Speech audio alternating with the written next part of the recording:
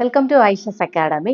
Sreenarayana Guru open university അഡ്മിഷനുമായിട്ട് ബന്ധപ്പെട്ട് കുറച്ച് ഡൗട്ട്സ് ഒരുപാട് പേര് എൻ്റെ അടുത്ത് ചോദിച്ചിട്ടുണ്ടായിരുന്നു. അപ്പോൾ അതിനുള്ള ഒരു മറുപടി ആയിട്ടാണ് ഈ ഒരു വീഡിയോ വരുന്നത്. ഫസ്റ്റ്, കാസ്റ്റ് സർട്ടിഫിക്കറ്റുമായിട്ട് ബന്ധപ്പെട്ടിട്ടുള്ളതാണ്. ഈ കാസ്റ്റ് സർട്ടിഫിക്കറ്റ് എല്ലാവർക്കും നിർബന്ധമാണോ, അല്ലെ ആർക്കൊക്കെയാണ് വേണ്ടത് എന്നൊക്കെ പറഞ്ഞിട്ട് കുറച്ചധികം പേര് ചോദിച്ചിട്ടുണ്ടായിരുന്നു. അപ്പോൾ ഫസ്റ്റ് മനസ്സിലാക്കുക, caste certificate university guide lines പ്രകാരം ഇ ഗ്രാൻസിന് എലിജിബിൾ ആയിട്ടുള്ള കുട്ടികൾക്ക് മാത്രം മതി കാസ്റ്റ് സർട്ടിഫിക്കറ്റ് അഡ്മിഷൻ സമയത്ത്. ഓക്കെ, അപ്പോൾ ഇ ഗ്രാൻസ് എലിജിബിൾ ആയിട്ടുള്ള കുട്ടികൾക്ക് വേണ്ടുന്ന പ്രത്യേക ഗൈഡ് ലൈൻസ് യൂണിവേഴ്സിറ്റി പറയുന്നുണ്ട്.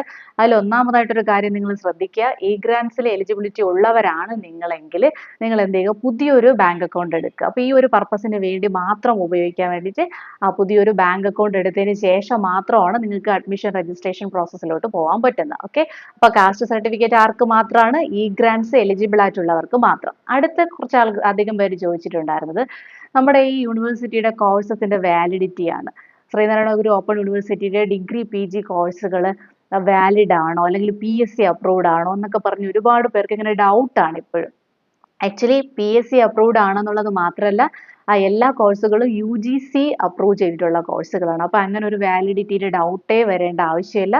ഡിസ്റ്റൻസ് എഡ്യൂക്കേഷൻ ആണെങ്കിൽ തന്നെ കേരളത്തിൽ ഇപ്പോൾ നമുക്ക് നിലവിലുള്ള സാഹചര്യത്തിൽ നമുക്ക് പറയാൻ പറ്റുന്നത് ഏറ്റവും ഒരു ടോപ്പ് മോസ്റ്റ് റാങ്കിങ് ആയിട്ടുള്ള ഒരു ഡിസ്റ്റൻസ് അല്ലെങ്കിൽ ഓപ്പൺ യൂണിവേഴ്സിറ്റിയാണ് നമ്മുടെ ശ്രീനാരായണ ഗുരു ഓപ്പൺ യൂണിവേഴ്സിറ്റി. എല്ലാ കോഴ്സുകളും എന്താണ്, വാലിഡ് ആണ്. PSCയിലും ഒരുപോലെ എന്ത് ചെയ്യുന്നുണ്ട്, അപ്രൂവ് ചെയ്യുന്നുണ്ട്. ഓക്കെ, അപ്പോൾ അതിനകത്തുള്ള ഒരു സംശയമൊന്നും ആവശ്യമില്ല.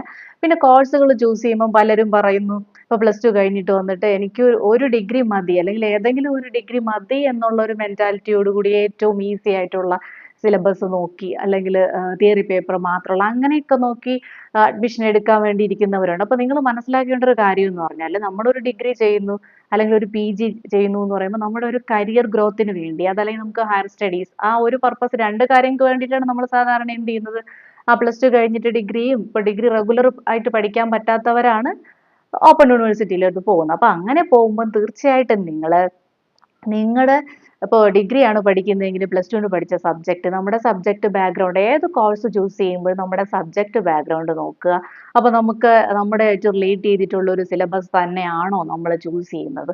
അതുമാത്രമല്ല, നമ്മുടെ ഈ ഇപ്പോൾ നിലവിലുള്ള ഒരു കരിയർ ബാക്ക്ഗ്രൗണ്ട്, നമ്മുടെ തൊഴിലവസരങ്ങൾ ഉറപ്പാക്കുന്ന കോഴ്സ് തന്നെയാണോ നമ്മൾ ചൂസ് ചെയ്തത്. വെറുതെ നമ്മൾ ഈസി ആയിട്ടുള്ള ഒരു കോഴ്സ് പഠിച്ച് ഒരു ഡിഗ്രി എടുത്തിട്ട് കാര്യമില്ല.